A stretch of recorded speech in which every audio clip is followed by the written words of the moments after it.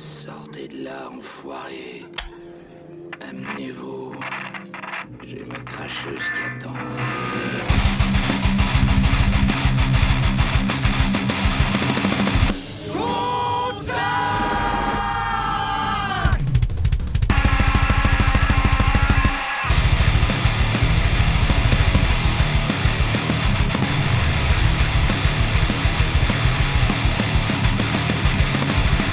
Qui a fait ça? Bud et Dutch, les deux cons qui manquent de tact.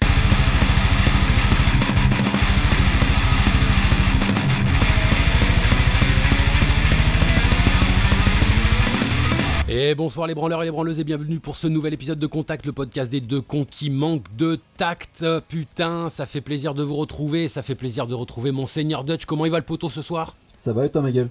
Ah bah écoute, ça va, impeccable. De nouveau ensemble, de nouveau réunis pour un format incroyable, surtout sous des auspices d'une profondeur et d'une recherche inégalée. Je vais te filer la patate chaude pour expliquer comment on en est arrivé fondamentalement à créer cet épisode de ce soir. Je me fais un plaisir de te filer la patate, mon seigneur. Eh bien je te remercie, et donc pour la faire courte, on avait aucun truc à dire jusqu'à une demi-heure avant rec. On savait pas du tout quoi faire, et donc les yeux fermés, on a décidé de taper des trucs sur internet. Et on est tombé sur la définition de métalleux selon Wikipédia. Et on a trouvé super intéressant de faire un débunkage en plusieurs parties, parce que ça va envoyer lourd. Il va y avoir plein de trucs à dire. Et donc on va vous faire on va vous concocter un petit épisode. Enfin en fait c'est un petit laïus sur 3 parties. On va essayer d'étaler ça sur 3 parties, parce que c'est dense. Et du coup voilà, on espère que ça va vous faire marrer, parce que très honnêtement on manquait un petit peu de matière. Ouais, pas de matière, effectivement. Et il n'a pas fallu grand-chose, c'est-à-dire littéralement 2 lignes dans la description de Wikipédia pour triguer instantanément nos 2 cerveaux de fils de pute. Donc du coup, on s'est dit, tiens, ça c'est une véritable bonne idée. Et on va le faire sous l'aune d'un livre audio à caractère scandaleux. On va essayer de vous faire ça. Et surtout, comment dire, le bon délire qu'il y a derrière, c'est aussi le côté, comment dire, j'ai perdu les mots, mais c'est un petit peu ce fameux react, voilà, je cherchais le mot exact, le react façon cauchemar en cuisine, mais cette fois-ci c'est react Wikipédia, c'est-à-dire qu'on est 2 connards, mais on va essayer d'élever à 1% le niveau pour faire un petit react, cette fois-ci vocal de lecture. Donc pour 2 métalleux analphabètes et de coreux, même bigleux. Et bigleux, analphabètes et sur le déclin, c'est déjà pas mal.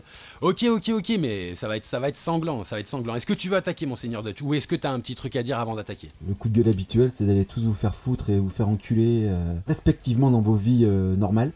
Voilà, avec amour et volupté. Ok, let's go. Sagesse et 2 doigts de vaseline, voilà, donc voilà, et il va y avoir du touche pipi comme tu disais. Ouais, du gros touche pipi. Et d'ailleurs, en préambule, je voulais quand même placer pour ceux qui savent pas, que Wikipédia est une encyclopédie participative, d'accord? Donc, en termes de sécurité des sources et en termes de validité, nous, on n'a pas lu tout le descriptif, on va le découvrir en même temps que vous, c'est pour ça que c'est intéressant, c'est parce que justement, on l'a pas lu en entier, on l'a lu vraiment vite fait en diagonale pour structurer l'épisode. Et voilà, n'oubliez jamais que ne vous énervez pas contre Wikipédia ou contre nous ou contre qui que ce soit, c'est une base sur laquelle s'appuyer, mais c'est pas une vérité absolue. C'est pour ça que je le taille à chaque fois que je le prends en référence, mais Wikipédia n'est pas la vérité. Wikipédia n'est qu'un truc participatif, et plus il y a de gens, plus il y a de cons, et plus il y a de cons, plus il y a de conneries. Donc soyez pas non plus étonnés de nous voir réagir à des trucs qui sont un petit peu débiles en fait, mais voilà, on va voir, justement, on va le découvrir en même temps que vous, donc on sait pas comment exactement on va réagir, mais on sent que c'est mal parti en tout cas. Ouais, on l'a lu en travers, et du coup on a vu des trucs un peu rigolos, tu vois, enfin des trucs aberrants même, et en lisant en travers, on se rend compte qu'il y a Kevin qui aime le tuning et le métal, alors le métal, bon, entre guillemets, et à la toute fin on a vu quand même Nicolas Bénard cité dans ce truc là, donc c'est un panel très très large en fait, hein. Ouais, entre Kevin et Nico Pantalon, qu'on aime énormément et à qui on passe évidemment le bonjour, vraiment je pense qu'il y a un grand écart qui va être mystique. Ouais, c'est vandamesque. Ouais. Casse-noisesque. Bon, parfois on se pète la gueule. Hein. Ok, vas-y, let's go, j'ai envie de te dire, attaquons par le préambule, hein. Que le spectacle commence. J'ouvre les guillemets. Un métalleux est une personne adhérant à la culture heavy metal en général, musicien et amateur. Bon, déjà moi ça me pète les couilles. Bah voilà, on est là pour ça, donc vas-y. Déjà à la culture heavy metal. Donc j'ai envie de dire, d'accord, il y a peut-être 40 ans, mais on est en 2024, c'est un truc qui est participatif, qui peut être mis à jour. Je vois pas la cohérence pour aujourd'hui justement entre le heavy metal, sous l'angle mainstream du terme, et le metal dans son ampleur, dans sa généralité. Mais bon voilà, là c'est vraiment pour faire le con, mais voilà, ça me casse les couilles déjà, j'ai envie de dire la culture metal. La culture heavy metal, je suis pas adhérent à cette définition. Mais je comprends pourquoi c'est écrit comme ça. Mais ça me pète les couilles. Ouais, enfin, tu sens le puriste quand même qui a ouvert Voilà. ouvert le prologue, tu vois ce que je veux dire? Ça sent le cuir. Cuir moustache. Parce que juste derrière, donc je cite, on parle aussi de Hardos ou de Hardeux. Alors, je connaissais Hardos, Hardeux, très honnêtement, je l'apprends. Je t'avoue, moi je pensais que c'était un acteur de film de cul, tu vois. Ouais, moi aussi, donc, ouais, ça fait plus. c'est exactement quoi. Donc, Manuel Ferrara, quoi, tu vois. Ouais, voilà.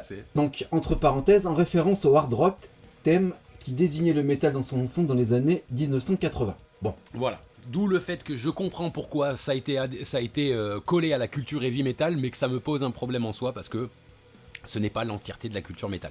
Mais voilà, je comprends l'enracinement dans lequel le terme est placé. Oui, on arrive à capter, mais on sent quand même, bon, un truc un peu rétro, et que ça n'a pas été mis à jour depuis longtemps, ce truc. Ça sent le vieux.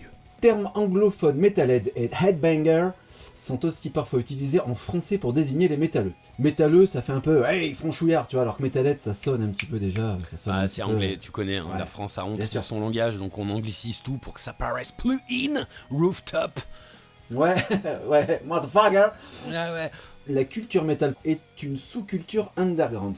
Alors là, sous-culture, alors déjà ça me déplaît un peu. Ouais, bon, Et ça. underground, ça veut dire que c'est en dessous du en dessous, quoi. Tu vois, ça veut dire que Ouais. c'est sous le métro, quoi. Ouais. C'est les catacombes. Donc là, je suis pas d'accord, en fait. Je suis pas d'accord parce que c'est déjà une culture à part entière. Avec ses codes, avec son style vestimentaire, enfin tout ce que représente une culture. Hein. Je trouve que c'est un peu réducteur.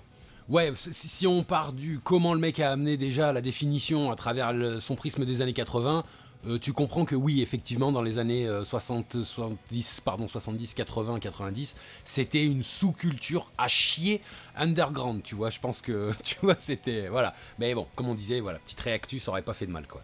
Ouais, enfin dans le même paf, là, on a métalleux, hardeux, headbanger. Donc tu vois, il y a un espèce de truc un peu rétro, headbanger, ça fait penser à Headbangers Balls sur MTV, hein, tu vois.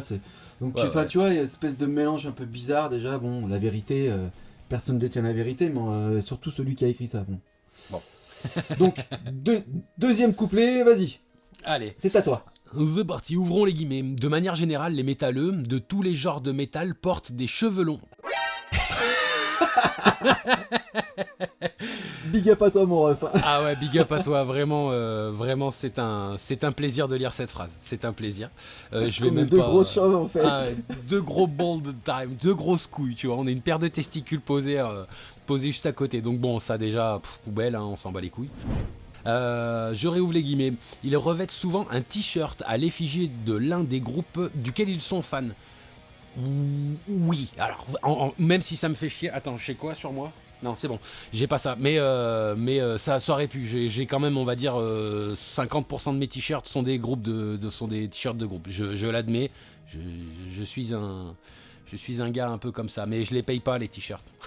C'est pour Non, ça mais aussi, c'est ouais, mais c'est pas une tare non plus, hein, qu'on soit d'accord. Non, hein, effectivement. Mais ça fait un peu enfantin. Ils revêtent souvent un t-shirt à l'effigie d'un des groupes auxquels ils sont fans. Ouais, vraiment, Tiens. tu sais, c'est... Ouais, putain. c'est assez Bref. puéril, c'est assez puéril. Alors, allez, je continue. D'autres éléments de la mode et des métalleux incluent des vêtements en cuir ou en jean, des accessoires en cuir, mitaines, gants, bracelets, colliers, ainsi que des clous, chaînes et anneaux métalliques portés sur tout type de pièces vestimentaires. Je vais finir la phrase qui suit et je vais venir sur à quoi ça me fait penser. Le piercing et le tatouage ne sont pas rares mais propres à des genres relativement modernes. Les styles gothique, punk, emo et métalleux, issus de mouvements très différents, sont souvent confondus à cause de leurs quelques points communs esthétiques.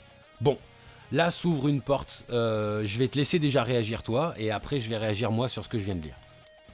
Alors sur la première partie, le cuir, le jean, les accessoires en métal, les bracelets, ok. Sur une certaine partie de métalleux, on est bien d'accord, hein, c'est surtout aussi un peu de folklore scénique, souvent. Parce que moi j'ai pas croisé beaucoup de types. Alors il y en a quelques-uns, mais des types dans la rue, tu sais, avec des clous de 25 cm, des poignées de force. Enfin, il y en a quelques-uns, mais le maquillage dans la rue, type black metal, on n'en croise pas souvent. C'est plutôt du folklore scénique un petit peu, tu vois. Bon. Ouais, là, je suis d'accord. En ce qui concerne le piercing et le tatouage, ne sont pas rares mais propres à des gens. Oui. Mais en fait, le piercing et le tatouage aujourd'hui, c'est pour tout le monde. Oui, C'est bah, partout alors là, et pour tout le monde. La connasse à la trappe-rêve sur la cuisse ou alors avec l'horloge sur l'avant-bras, on l'a. Le Le signe trou de de balle qui l'infini, sait même pas ce qu'il a marqué en latin ou en grec sur un chapelet alors qu'il est jamais allé dans une église de sa vie. Oui, c'est bon. Pas de souci, cela n'a plus cours aujourd'hui. Le piercing et le tatouage, c'est pour tout le monde, pour tout style et pour toute catégorie sociale, quoi. Mais ouais, mais ça paraît très rétro encore une fois. C'est pas été mis à jour. Vraiment.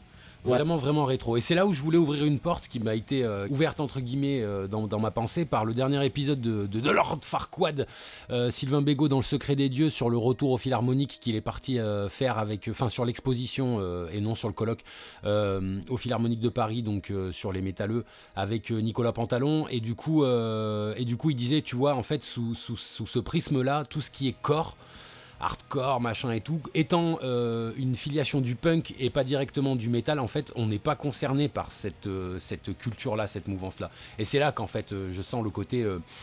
le hardcore n'est pas intégré dans l'univers métal. Et donc du coup on a la vision du mec à cuir avec des pointes, alors que quand tu vas faire une scène de hardcore, tu vois des mecs en jogging avec des vêtements de sport et rarement bourrax. Donc du coup c'est pour ça qu'il y a aussi tout ce truc là qui m'a été ouvert. Alors on n'est pas là pour débattre de ça, mais je comprends aussi que sous ce truc Wikipédia, cette définition Wikipédia pardon, elle a été faite sous cet angle là, sous l'angle du le hardcore est une branche à part parce que c'est un fils du punk. Alors que je comprends, je partage aussi cette vision, mais pas totalement. Il y a quand même une partie où je suis pas d'accord. Je trouve que l'influence métal est trop grosse pour aujourd'hui la mettre de côté. Donc du coup, comme pour le néo-métal, je pense que ça doit rentrer dans la catégorie métal aujourd'hui. Bref, voilà, c'est pour dire que je comprends pourquoi les mecs disent ouais, il y a des clous, il y a des chaînes, il y a du cuir, ça sent le SM à 10 km. Alors que t'as envie de dire oui, alors ok, je comprends, mais non, c'est pas que ça. C'est pas que ça. Donc ok, voilà, ok. Ouais, je suis pas tout à fait d'accord non plus parce que c'est un peu plus fin que ça. Ouais. Dans le hardcore, il y a des élargissements où tu rentres le poing dans l'oreille du mec quand même. Donc il y a aussi de l'anneau, du tatou, du piercing dans le hardcore. Après il y a du pantalon slim, mais il y a un peu moins de cuir, on va dire. Ouais, c'est ça, mais le cuir et les clous, je les trouve pas là-dedans dans cet univers-là. Mais il y a de l'encre et de la ferraille quand même dans le hardcore et dans les scores, etc. Tu vois. Quand même. Donc ouais, c'est pas des vérités absolues non plus, hein. Et on sent quand même que ça a été écrit par des gens qui par les gardiens du temple. Ouais, des gatekeepers ardeux, tu vois, un vrai ardos comme on les aime. Ouais, donc troisième pavé, la culture métal s'est d'abord développée au Royaume-Uni, mais s'est rapidement répandue dans les pays occidentaux et s'est beaucoup diversifiée. Ok, je sais pas si tu es d'accord. Ouais, côté Birmingham, justement encore écho à cet épisode hyper intéressant, mais voilà, Birmingham... côté comment il s'appelle là, Ozzy Osbourne, machin, tout ça, ok, pour les racines, check, pas de problème. Ouais, rock, punk, etc. Ouais, check. La culture entourant le métal a fortement aidé cette dernière à durer plus longtemps que les autres styles de musique rock. Cette phrase n'a aucun sens. Ouais, je ne comprends pas. Très honnêtement, je comprends pas parce qu'il y a encore du rock aujourd'hui. Enfin, ouais, du rock très divers. Ouais, alors est-ce qu'il parle des mouvements qui ont été vraiment hyper chronologiques, c'est-à-dire genre le surf rock, tu vois, les trucs comme ça qui ont, tu vois, les Beach Boys, le rockabilly, ou tu vois le yéyé, les trucs comme ça qui placent dans des trucs chronologiques, je sais pas, mais je ne comprends pas. Ouais, mais t'as encore des groupes actuels qui reviennent un petit peu en arrière comme ça là. Tu sais, t'as des groupes de psyché, tu vois, rock psyché actuel en fait. Donc je comprends pas. Ouais, je trouve que cette phrase n'a aucun sens. Ouais, le mec était très très très mal inspiré.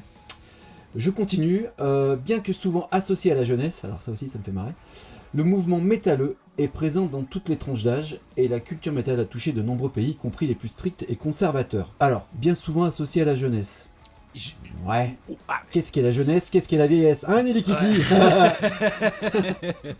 Alors je comprends où est-ce qu'il veut en venir, c'est toujours pareil. Sous le prisme culturel, effectivement, ça émane de jeunes, ça émane pas de quarantenaires. Quand c'est Birmingham au Royaume-Uni ou quand c'est post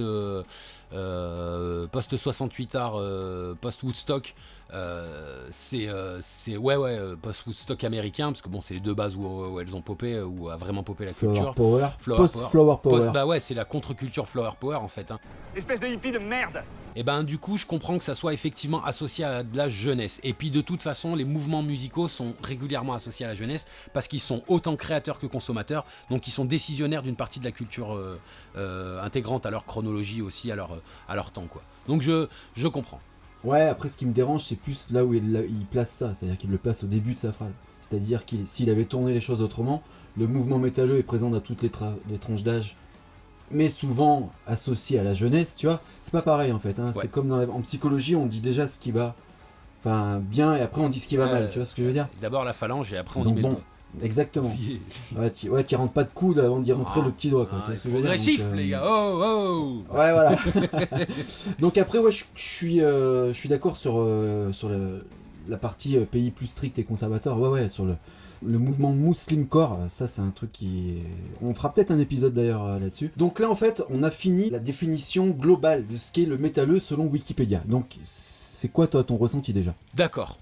Pour le casu, pour le mec qui ne connaît pas le métal, j'accepte la définition, il n'y a pas de problème. Par contre, pour un métalleux, je rejoins énormément Lord Bego et Nico Pantalon là-dessus, tu vois, je dirais qu'il est à l'image de ce qui s'est passé au colloque, c'est-à-dire que pour le mec lambda, à la limite, mais pour le mec qui est un tout petit peu initié, là il y a faute. Il y a des fautes qui sont pas dramatiques non plus, mais il y a quelques petites fautes, il y a quelques petites non prises en considération qui sont un petit peu choquantes, un petit peu chiantes, un petit peu vexantes, mais voilà, disons que pour un premier pied, on est loin d'être dans le mec c'est tout faux ce que t'as dit, tu dis de la merde, pas non plus quoi, ça va. Quelques anicroches qui... ouais. 2 ou 3 autorigots, 4 ou 5 sine qua non. Ouais. Ouais, rien de folichon, mais un peu rétro, quoi. Je trouve un petit peu, Ouais. un petit peu marqué, un petit peu ridé, quoi. Voilà, un petit peu ridé, je suis d'accord. Comme certains groupes qu'on ne veut plus voir sur scène. Bon, bref. Donc la deuxième partie, je vais te laisser embrayer sur la deuxième partie. C'est parti, deuxième partie qui se nomme... en fait, Vas-y, je t'en prie. Ouais, alors, la deuxième partie qui, en fait, est... comment dire ? L'annexe à la présentation. Voilà, première annexe. Première Voilà. annexe, c'est parti. Première annexe, philosophie et valeurs. Les métalleux véhiculent une image d'agressivité du fait de la musique qu'ils écoutent, de leur code vestimentaire et de la pratique des pogos. Putain, qu'est-ce que c'est réducteur, bordel de merde. Ouais, mais c'est le casu. Code C'est le vestiaire. casu. Imagine-toi que tu n'es Ouais, pas un ouais. métalleux. Imagine-toi que tu es en train de lire la définition du reggae ou je sais pas, du New Orleans Jazz. J'en sais rien. Mais voilà. Disons que Oui, c'est tous du- les rastas ont les dents jaunes. Ouais, voilà. Disons que tu serais plus Non, étonné mais qu'un c'est rasta vrai, fume putain. pas de joint qu'un rasta fume des joints. Donc dans cet esprit-là, tu serais étonné qu'on te dise tiens, c'est un métalleux qui est absolument pas agressif. Ce qui est bien, c'est que les métalleux véhiculent une image d'agressivité. Donc je trouve qu'il y a ce côté pas du tout les métalleux sont agressifs. De par la musique, tu vois, non, il y a un espèce de côté un petit peu tu vois, sous-entendu. Alors, parce que c'est pareil, musicien et amateur, hein, on va reprendre le truc au début. C'est où ? Le métalleux, c'est quoi ? C'est quand ? C'est où ? Véhicule une image d'agressivité. C'est-à-dire que dans la rue, tu croises un mec avec des cheveux longs et une paire de Rangers, t'as peur de lui ? Comment ça se... Enfin, non. Alors, Je crois pas, en fait. bah écoute, je pense que ça a été écrit par un mec qui n'est peut-être pas allé dans le 9-3 ou en plein milieu des minguettes, tu vois.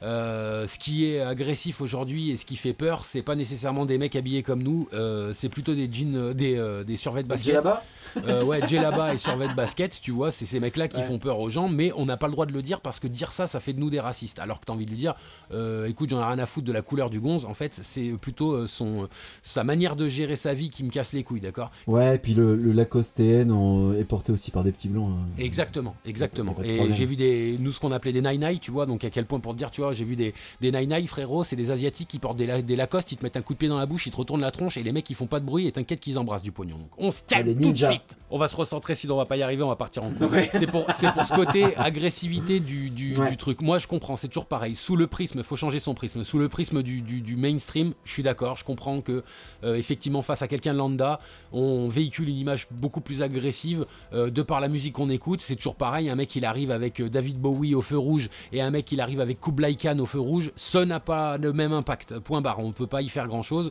Le code vestimentaire, effectivement, quand tu vois les logos de groupes de black metal ou de death, tu captes bien que c'est assez agressif dans la typologie et dans la manière d'amener le truc, et dans la pratique des pogos. Effectivement, quand tu prends un vieux qui a dansé le twist dans sa vie et que qui se dit pourquoi ils se battent les jeunes, et tu lui dis non mais ils se battent pas, ils sont en train de danser. Bon, le mec il a perdu tout repère, il rentre chez lui, il se met devant Derrick et il dit allez c'est bon, je suis vieux, j'arrête, je mets mes mocassins et on n'en parle plus. Game over. Seuls les gens de l'extérieur qui n'ont pas fait de pogo ne comprennent pas la sécurité que tu peux recevoir dans un pogo malgré les risques que tu encours de manger un coup de coude mal placé, ou que tu es pas au courant que dans le beatdown on ne fait pas semblant. Tu vois, si t'es là en mode ouais j'ai fait des pogos devant l'Ofofura quand j'avais 18 ans et tu vas à un concert de hardcore beatdown, il y a des chances qu'il y ait des petites anicroches encore, tu vois. Ouais. Bon, on s'égare un petit peu. Allez, on s'égare. Je vais envoyer plus de phrases parce que sinon, là, on va pas y arriver. C'est parti. L'imagerie arborée par les pochettes d'albums et les produits dérivés reflète souvent cet aspect. Les thèmes récurrents sont le fantastique, la guerre et l'athéisme, ainsi que des thèmes plus extrêmes comme le satanisme, la mort, la morbidité. Je vais continuer. Il est cependant impossible de définir une image unique de la culture métal, car la nouvelle génération de métalleux a tendance à rejeter cette image agressive, considérant qu'elle fait simplement partie du folklore de la musique métal et qu'elle n'est pas à prendre au sérieux, alors que d'autres la revendiquent. Je suis full d'accord avec cette phrase, parce que si tu prends que la première partie de la phrase, tu commences à t'énerver, mais si tu prends la deuxième partie, d'où le fait que je continue, effectivement, il y a toute une nouvelle tendance, une nouvelle partie du métal qui rejette cette agressivité, le folklore satanique, mort, morbidité, ta mère la pute, et qui, il faut pas le prendre au sérieux. Voilà, je capte, je comprends, tout en notant derrière que la dernière phrase est intéressante, enfin la dernière partie de cette phrase, alors que d'autres la revendiquent.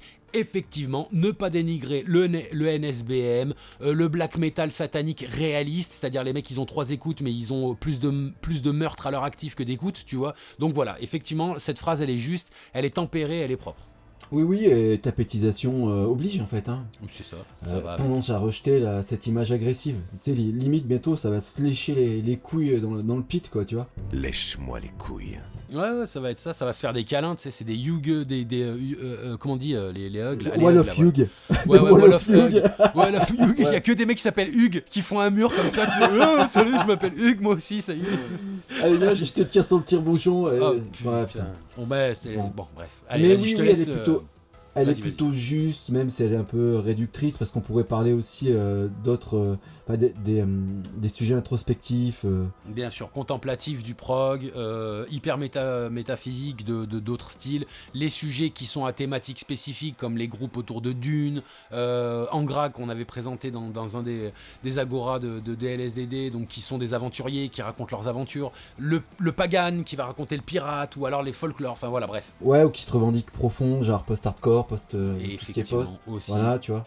Et qui n'a pas les thématiques que je retrouve moi dans mon amour du post. Je retrouve très peu de ces thématiques là, tu vois.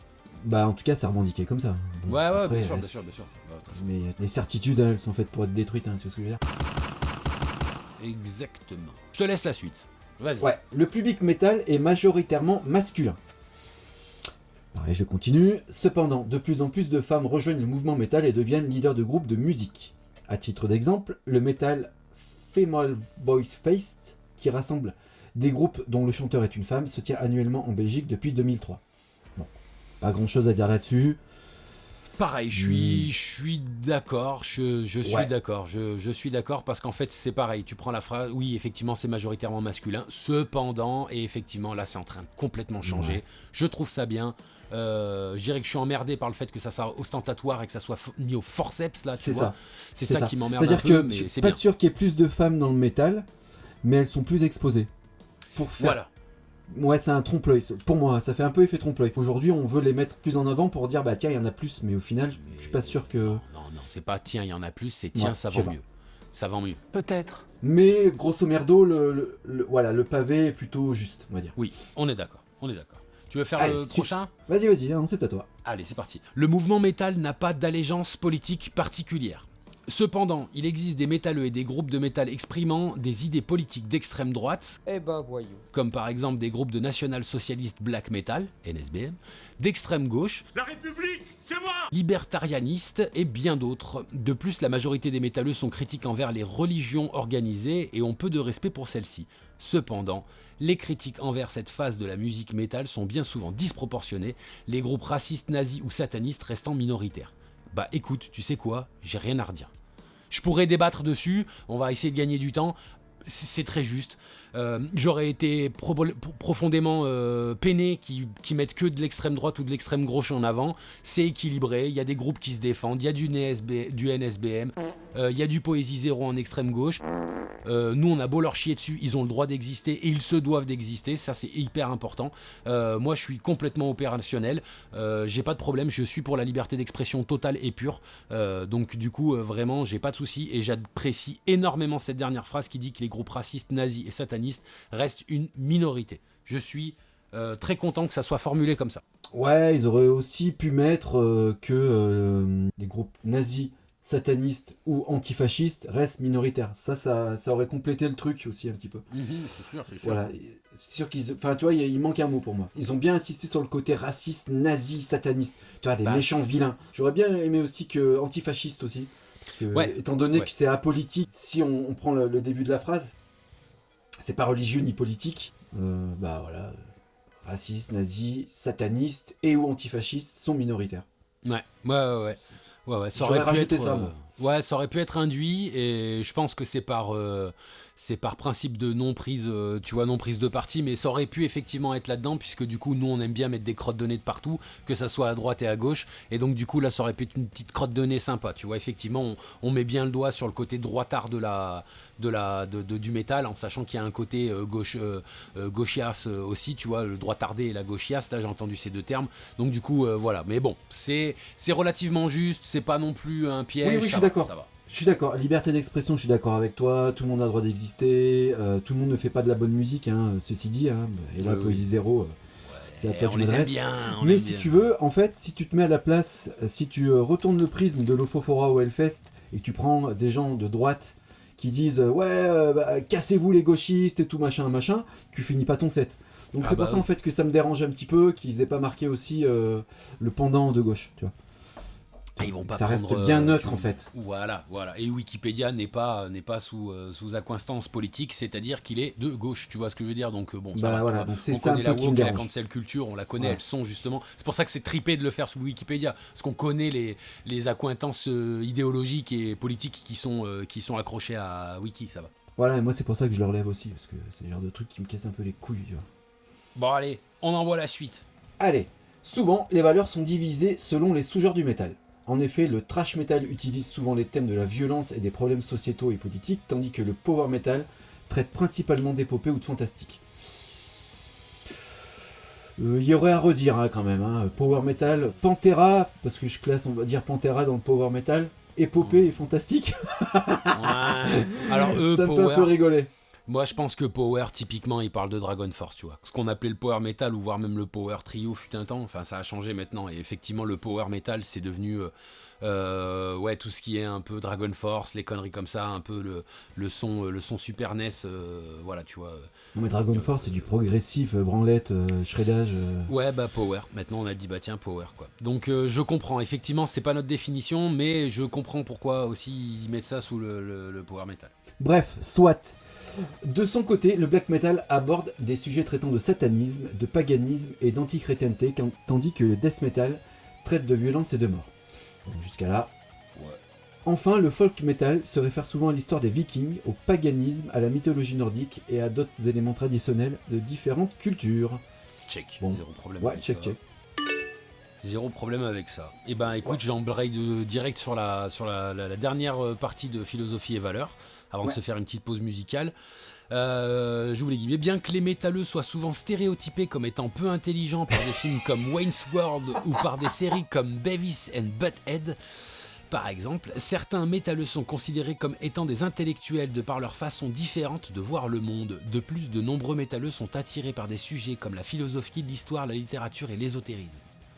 Bon, Bon, déjà tu décanilles et ensuite tu rattrapes, tu dis bon, donc toute cette masse de gogol, et quand même 2-3 mecs qui sont penchés sur des bouquins et sur l'histoire et la littérature. Ah, c'est je sais horrible. pas.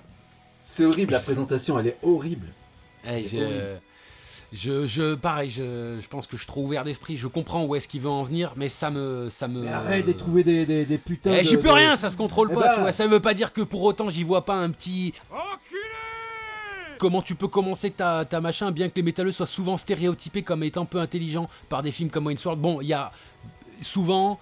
Enfin, tu vois, soit souvent stéréotypé, la manière dont c'est amené, tu sens que le mec il est pas Ouais, d'accord. non il plus. marche sur des œufs, ce fils de putain là. Ouais, il marche sur des œufs et tu comprends un petit peu cette culture de Beavis and Butthead un peu MTV-esque, très bas du front, tout simplement parce que c'est la jeunesse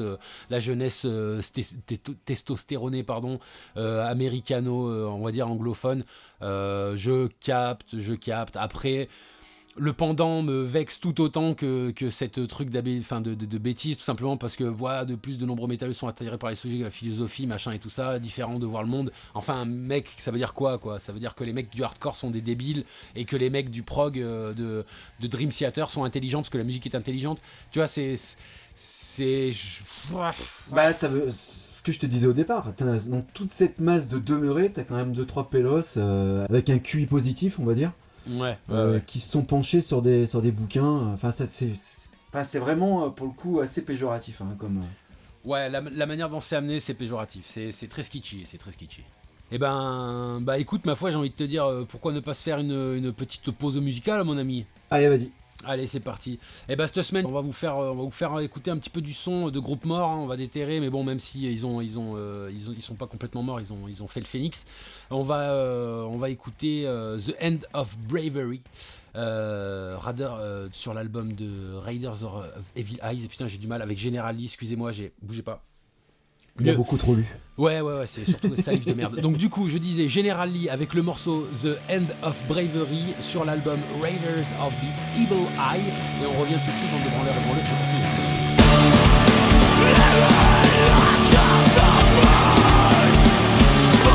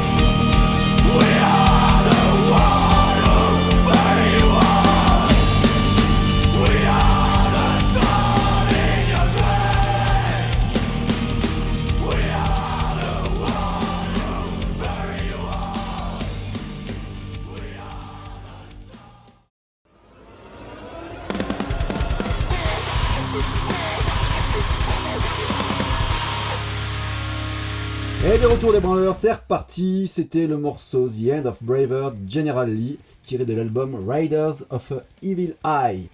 Et donc, pour la petite histoire, General Lee a été récemment déboulonné aux États-Unis. Hein. Ouais. Vous allez faire des recherches et vous saurez pourquoi. Nos petits amis wokistes à cheveux bleus ont décidé d'enlever ce monsieur de leur histoire sectaire. Voilà. Putain, la voiture, déjà que c'était la galère à trouver ce putain de groupe, t'es tout le temps en train de tomber sur des drifts de putain de voitures américaines. Alors là, Les ça va être Duke. encore pire. Le Duke, chérie, fais-moi peur, c'est pour ça. Ouais. Ok. Beau Duke, beau et Duke. Derek Duke. Ah, putain de la balle. T'as le blues en toi, dans tes yeux ça se voit. Le blues c'est bien joli, d'accord mais faut... Bon, ceux qui ont la ref, allez voir si ça vous intéresse, sinon, faites ce que vous voulez. Donc, deuxième encart, deuxième annexe, il s'agit donc de l'histoire. Et tu veux faire quoi? Tu commences, comment on fait? Eh ben, écoute, j'ai fini l'autre, vas-y, fais-toi plaisir, on envoie celui-là et c'est parti. Envoie-le. C'est parti, let's go. Les métalleux étaient initialement issus de milieux ouvriers et de classe moyenne, mais on trouve aujourd'hui dans tous les secteurs de la société.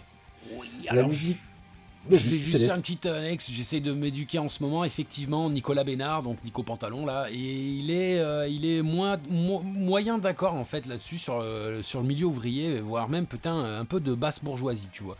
Sur le côté le pop de quand la musique est arrivée à Birmingham en Angleterre là, donc peut-être pas tant ouvrier que ça, mais voilà, je voulais juste mettre cette annexe là, ce petite anicroche là, mais voilà, je comprends le côté pourquoi milieu ouvrier et classe moyenne, je le capte aussi, mais il y a peut-être un petit peu de changement à faire anthropologiquement là-dedans quoi.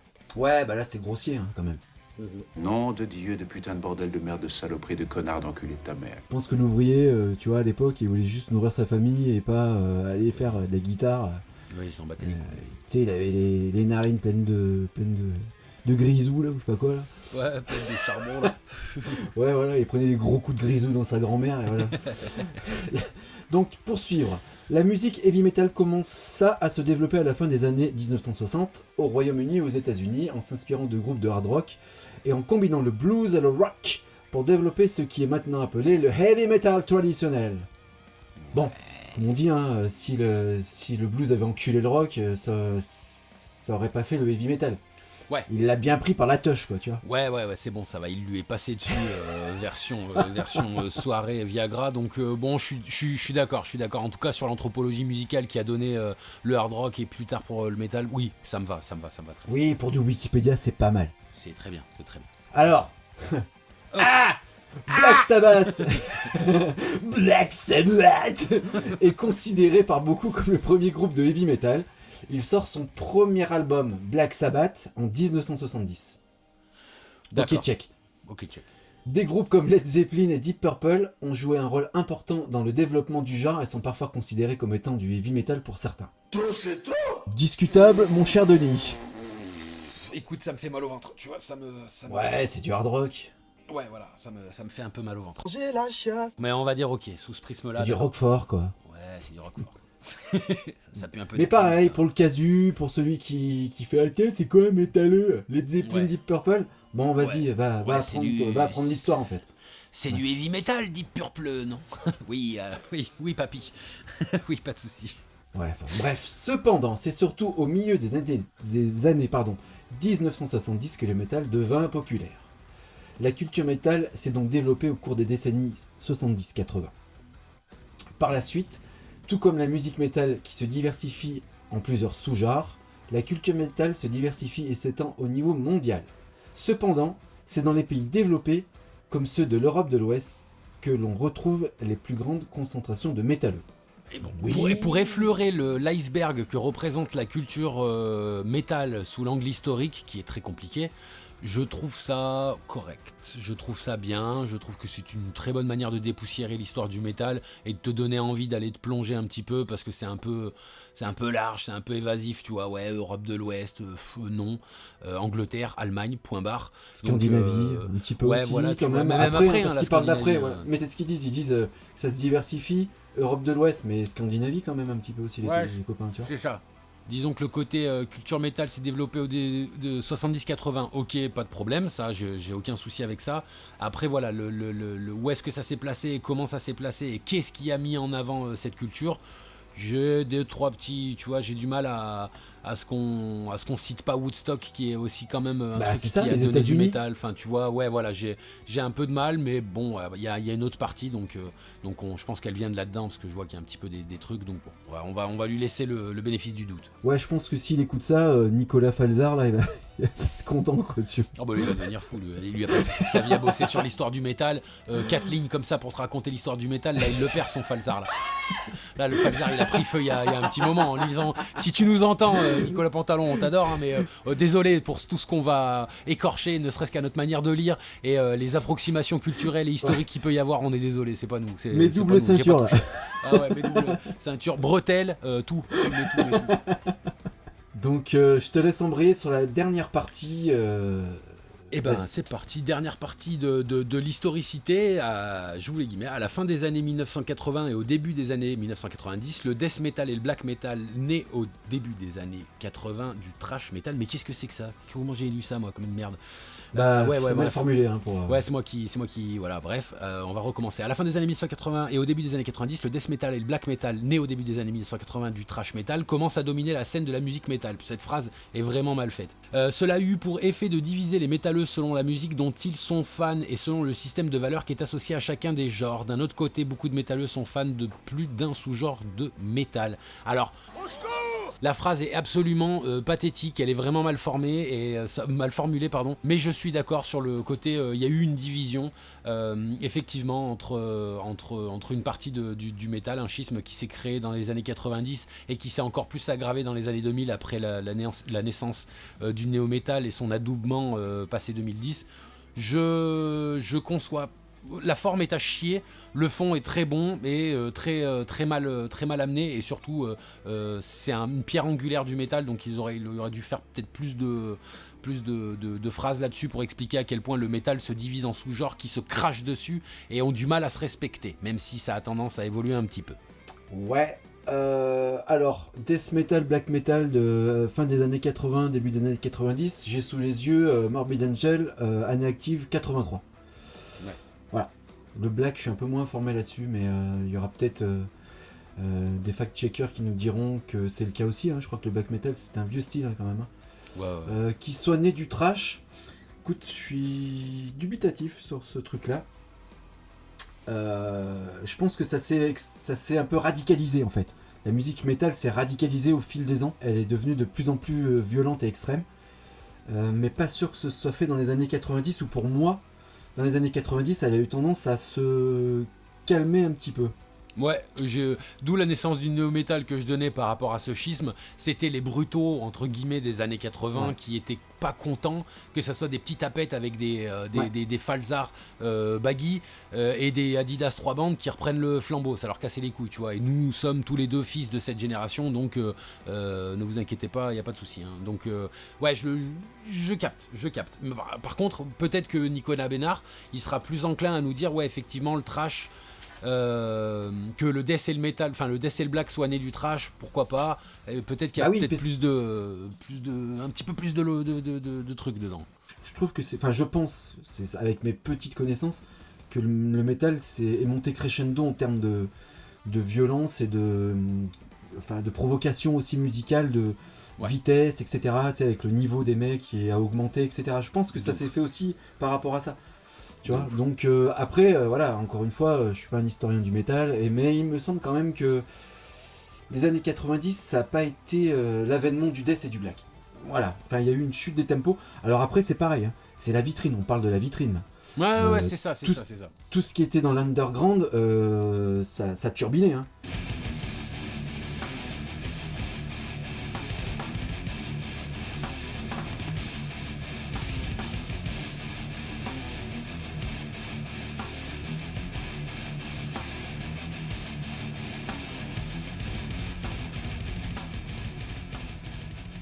Oui, vois mais là, littéralement, ça n'existe pas. Hein. Voilà. Là, c'est la partie émergée de l'iceberg. Dans la partie immergée de l'iceberg, là, il se passe énormément de choses, plus que dans la partie visible. Mais voilà, on n'en parle pas parce que forcément, sinon, ta page Wikipédia, elle fait 200 pages et tu ouvres l'encyclopédie du métal, tu vois. Donc un peu coton. Je partirai juste vite fait sur la dernière phrase. Là, d'un autre côté, beaucoup de métalleux sont fans de plus d'un sous-genre du métal.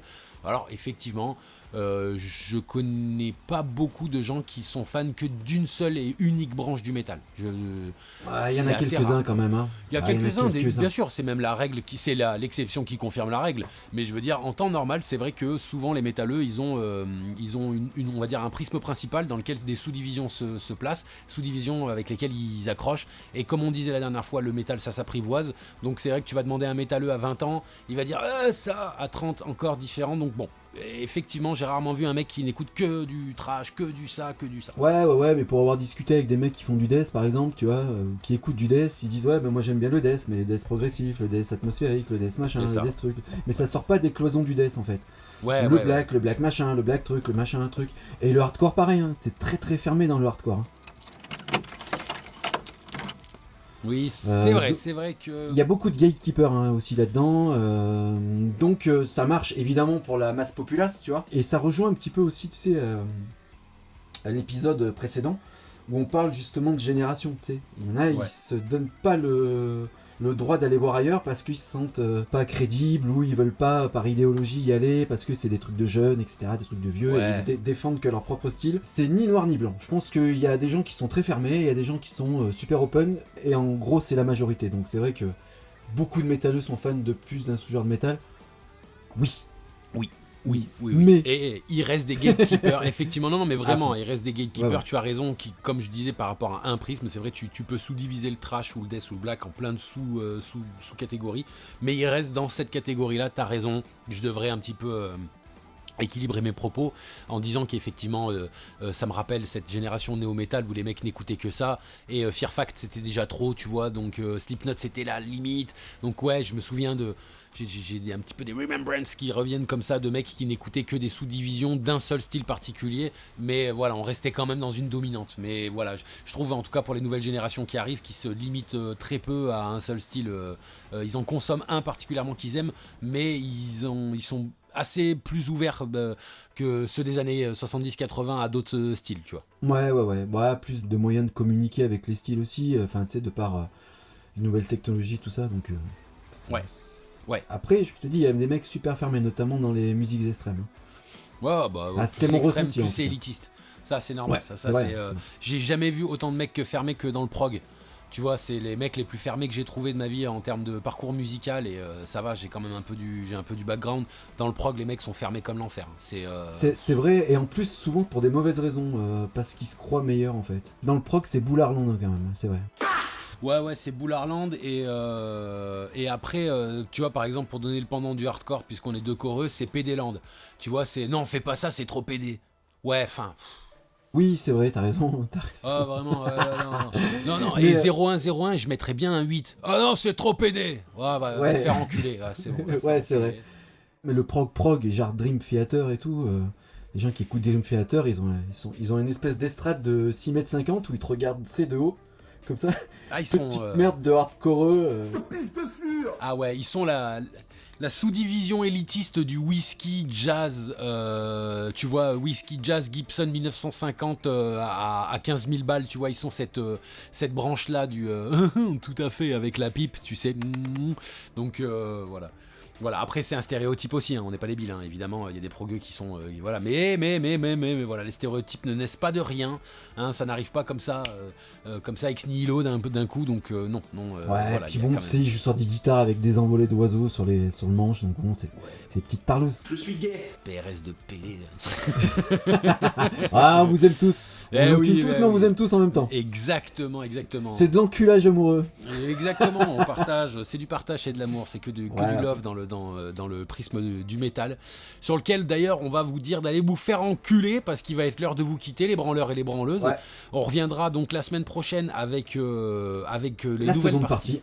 La seconde partie qui aborderont les thèmes de l'esthétique, des aspects sociaux et de l'authenticité dans le milieu du métal. Donc rendez-vous la semaine prochaine pour aborder les 3 autres thèmes de la définition Wikipédia du métalleux. Sur ce, Monseigneur Dutch, je te remercie infiniment pour avoir partagé ce petit moment autour de Wikipédia. Merci Wikipédia de nous donner absolument pas à manger parce qu'on fait 0 thune dessus, au contraire on en perd, donc merci beaucoup.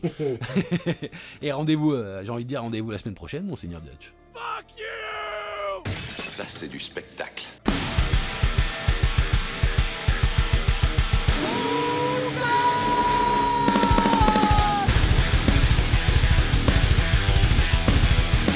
Baby Dutch bitch.